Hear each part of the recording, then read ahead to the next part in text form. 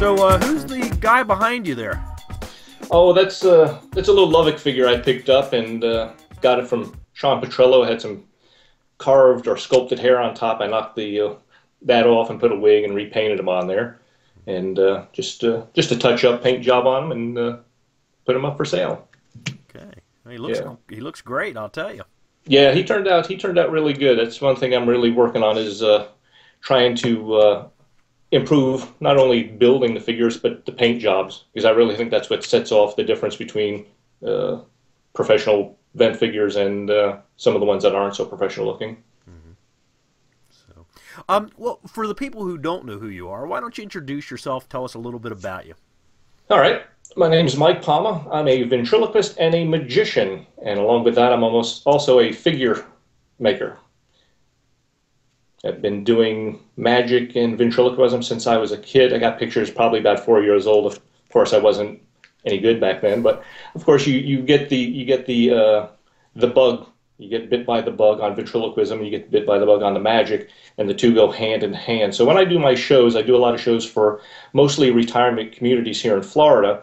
Um, I do both because it's kind of different, and they really enjoy the ventriloquism part especially. So, what got you interested in ventriloquism? My father, when I was young, I grew up in the early 70s, and there were not a whole bunch of ventriloquists on TV at that time.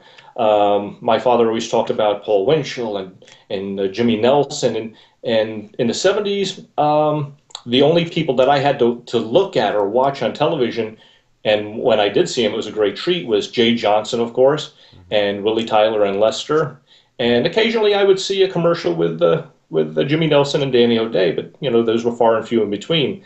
And then I think in 1980, my father came home. We lived out in the middle of nowhere, and my father worked for a TV production company, and he came home with a video, and it was called Dummies. And I saw Sammy King, and I saw all the great ventriloquists back then. And boy, that really lit a fire under me, and I said, man, this is what I want to do. Very cool. So, how did you learn? Books. Matter of fact, my father had saved since his childhood the old Paul Winchell book, Ventriloquism for Fun and Profit, I think it was called. And they'd read that book cover to cover several times, practiced. There were no videos at the time. There were no other ventriloquists in the area at that time. So you kind of just learned, and you start thinking to yourself, well, you got to talk without moving your lips, and you got to come up with a different voice, and you got to come up with a different character. And so that's how it started, just pretty much self-taught. Okay. Well, Then later on, as I got older, Christmas gifts would start coming in, and the Mayor Workshop course came in for a Christmas present, and that really started taking off.